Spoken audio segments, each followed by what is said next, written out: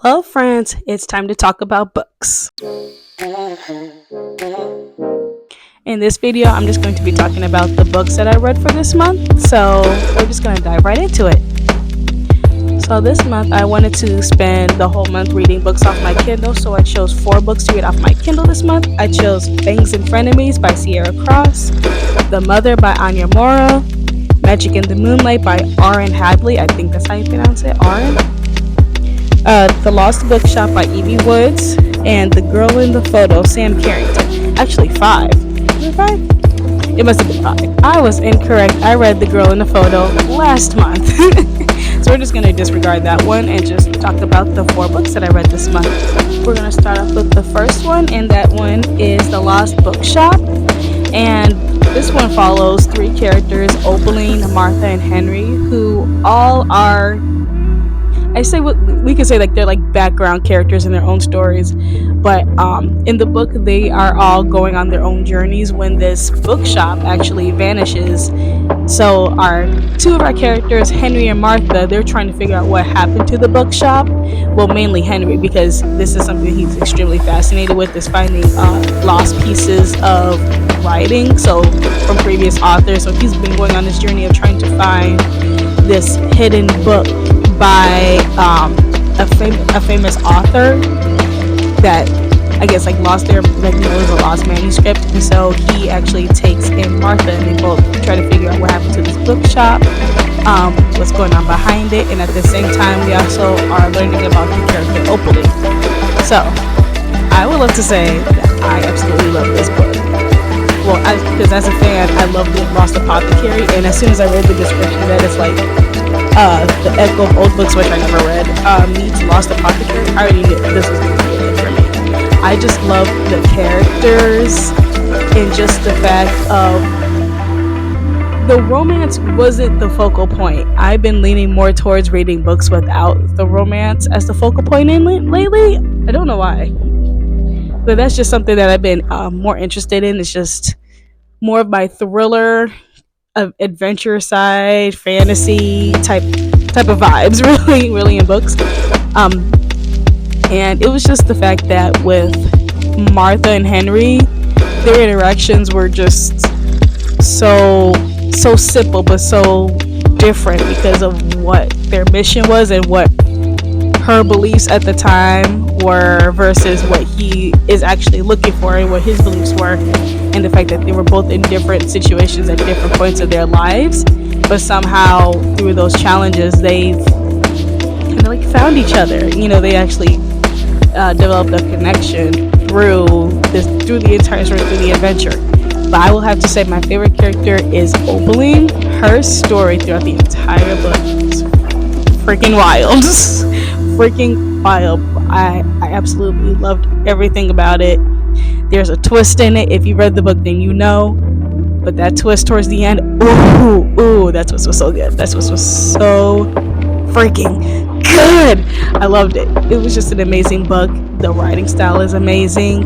If you love anything about like magic and bookshops, fantasy with like just like a quest, it doesn't have to be like going to save the entire earth type of like adventure, like just like a cute adventure that still has a lot of impact and uncovers secrets from like centuries ago. This would be a book that you'll be interested in. I just honestly I really loved it, and I didn't really think so much that I would be really into like the historical fiction kind of aspect in different books. I've been a lot into it recently, especially with The Lost Apothecary and kind of like the London Seance Society too. So just like those kind of elements I've actually become like really fascinated with, and I really love it, especially if there's magic involved. So those are just the things I just really loved about the book. I would give it 5 out of 5 stars. Obviously, it was freaking amazing. I highly recommend it to anybody who is into fantasy or historical fiction. It was just really good. It was really good. We're just gonna go ahead and move on to the next one. So the next book is Fangs and Frenemies by Sierra Cross, and the book follows a group of I wouldn't say misfits, not misfits, but a group of interesting characters that have a lot of high school history together of just like their interactions. Because you know how high school, if anybody who's on here, who's watching the channel, if you've already been through high school, you know what high school is like. It was just a complete absolute mess. And so the characters just follows a bobcat shifter. There's fantasy involved. There's magic involved in this too. And ex cheerleader who's a vampire now. A witch. So yeah, vampire, the shapeshifter, the bobcat shifter, and a witch. They all are trying to figure out this mystery in their town where another girl that they went to high school with is getting married, but she ends up missing. So it just kind of follows their journey of trying to figure out, who done it, like where is she, what happened, that type of thing. And I will say for this book, in my opinion, I thought it was okay. I loved the fantasy aspect of it. I'm not too into like shapeshifters, werewolves, and vampires. Twilight ruined everything for me, to be quite honest.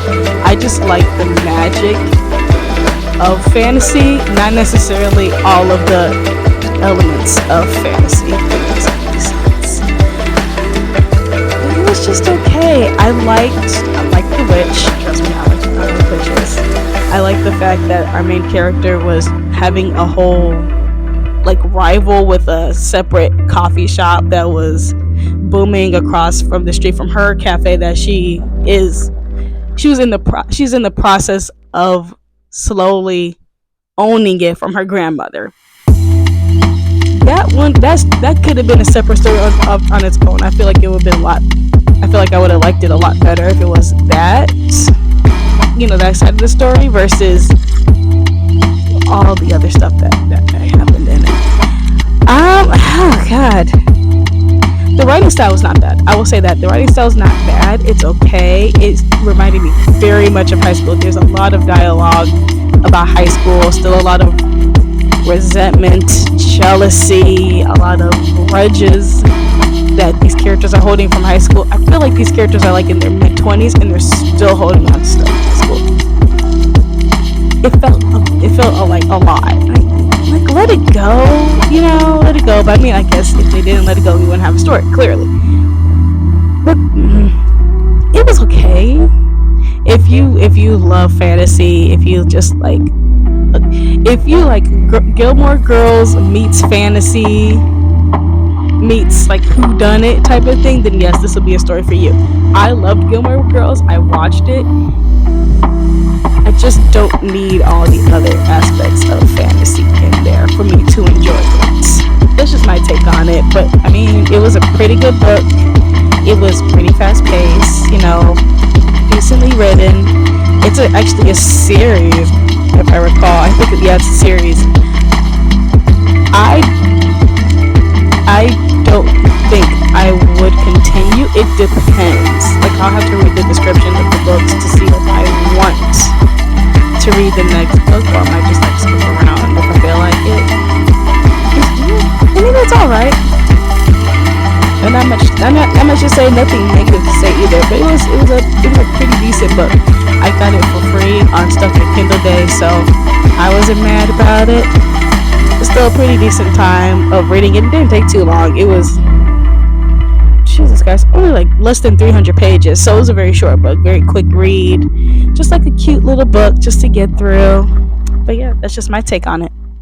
Next up, we have The Mother by Anya Mora, and is a psychological thriller about a mother. So pretty much the summary kind of gives way to the beginning of the book. So the mother, I forgot her name. Character's name. What is his mom's name?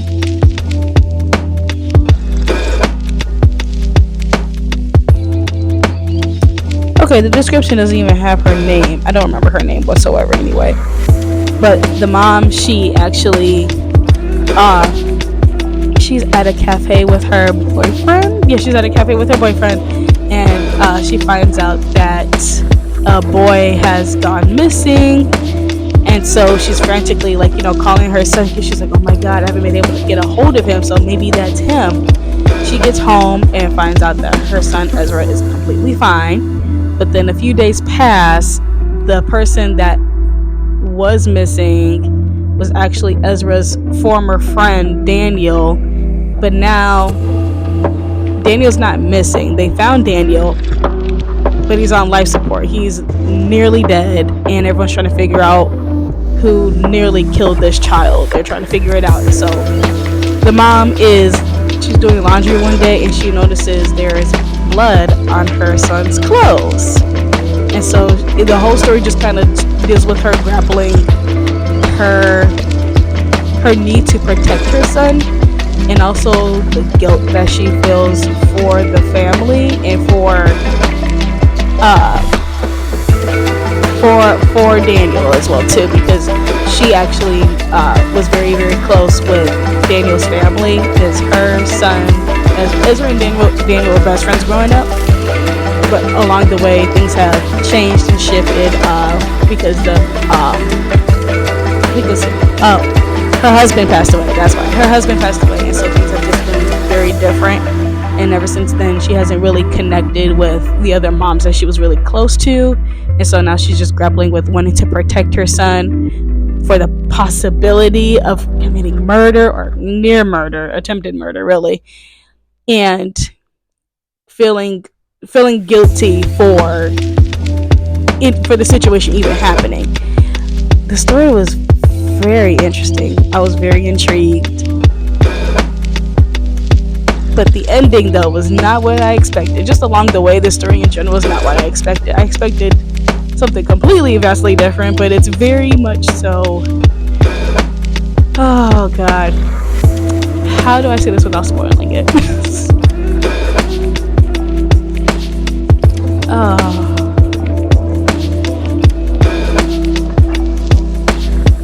It's very much, I would say,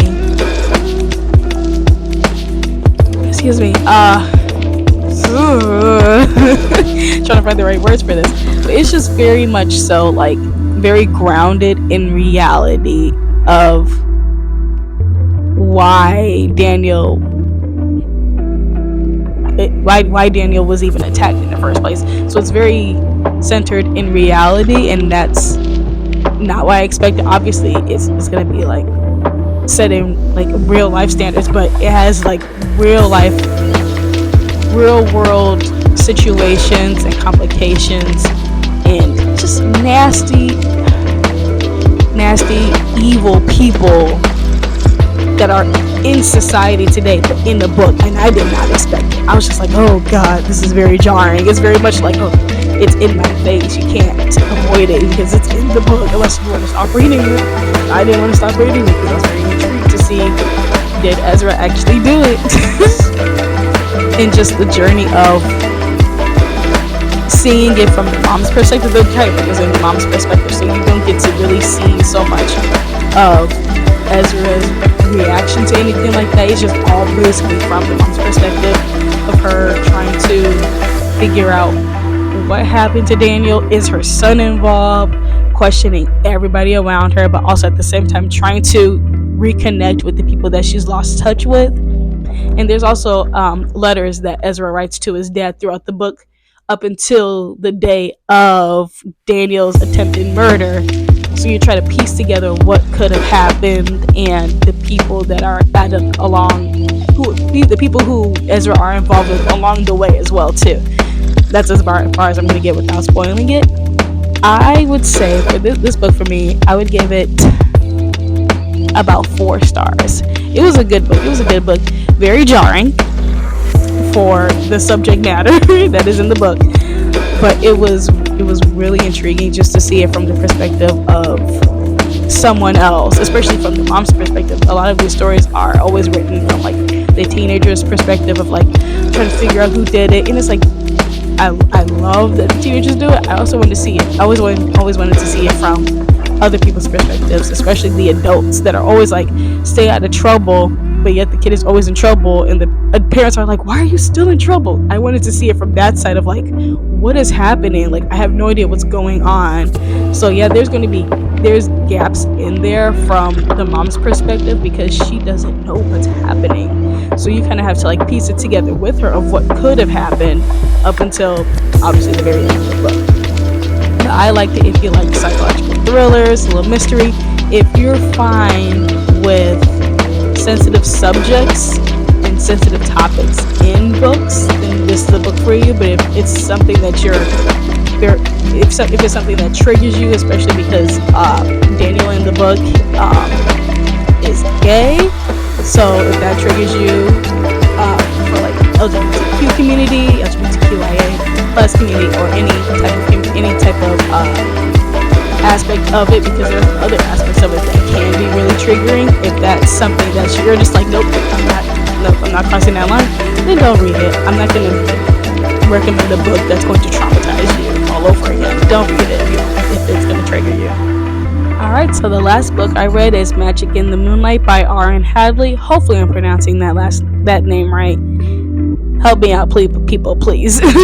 But the book follows our main character, Sylvia. She is, first of all, she's driving in her car, and she actually sees her boyfriend at the time making out with another girl. And she just inherited a cottage from her great aunt on her mom's side. And so she's like, you know what? Forget it. Fuck this. I'm just going to like dump everything. I'm just going to pack up my stuff, write him a letter, and leave. I'm not going to like stay with him. Like, I'm not going to try to work this out. I got a cottage now. I've inherited some money. I'm just going to get the heck up out of here. So she goes ahead and she travels to, what was the name of the town? Summer Point. So she runs to Summer Point, and she plans on fixing up the cottage. And as she is trying to like get some help, because obviously in all of these types of stories, the cottage is always like run down. It always needs some fixing up. She is trying to find contractors, and she's having a lot of troubles. Nobody seems to want to work with her, but she gets some help from these two guys.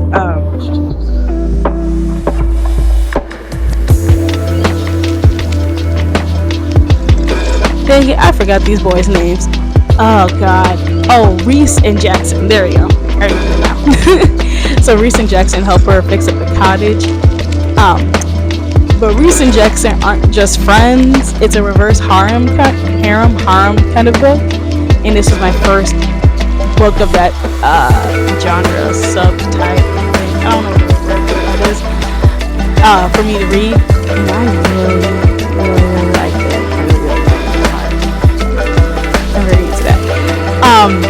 But as they're trying to fix up the cottage, there is some evil people at bay who want to kind of stop her from doing so.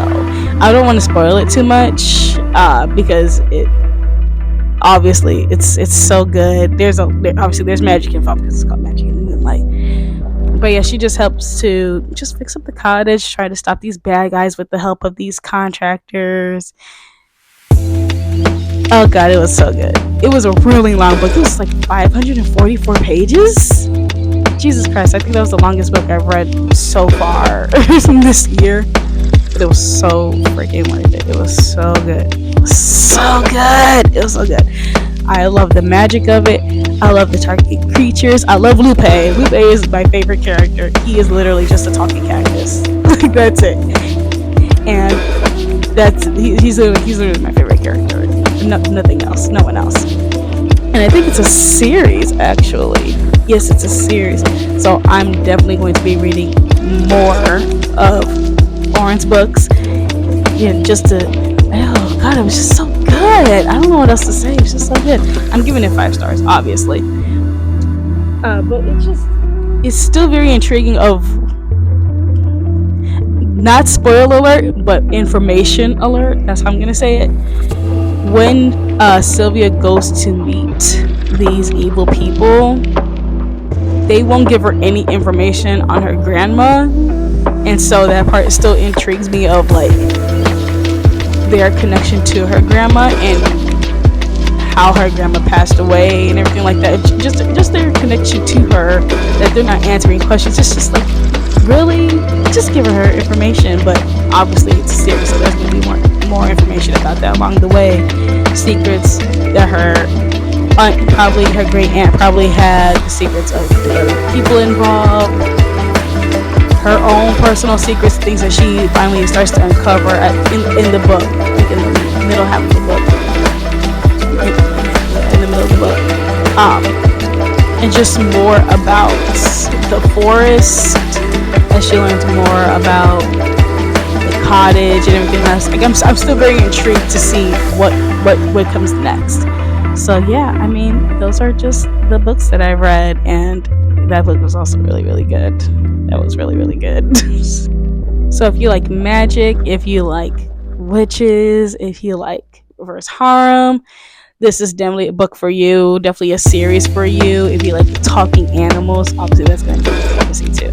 So if you like fantasy in that aspect, this is definitely a book for you. I absolutely loved it, and I'm very picky when it comes to my fantasy books. I've mentioned it before if you have or have not seen the video, but I'm not really into a lot of aspects of fantasy that make up fantasy, which is kind of besides the point. But I can't get behind vampires and werewolves, shapeshifters. Like that's not my thing anymore. I blame Twilight. Like after that, I just couldn't. I just can't. I couldn't get back into that world anymore. It's just. It's not triggering. I just don't like it anymore. It's not intriguing. It's not fascinating. It's not magical, interesting. I'm just like, this is subpar. And I don't like fairies either. So I'm not gonna read a book with like fairies or fae in it. I tried it once and it did not work out for me.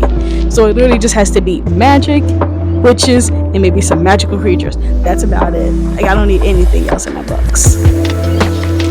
Alright, so that's it for this video. In the comments below, drop down the books that you read this month, any ratings for the books that you read so far, and I will see you next time.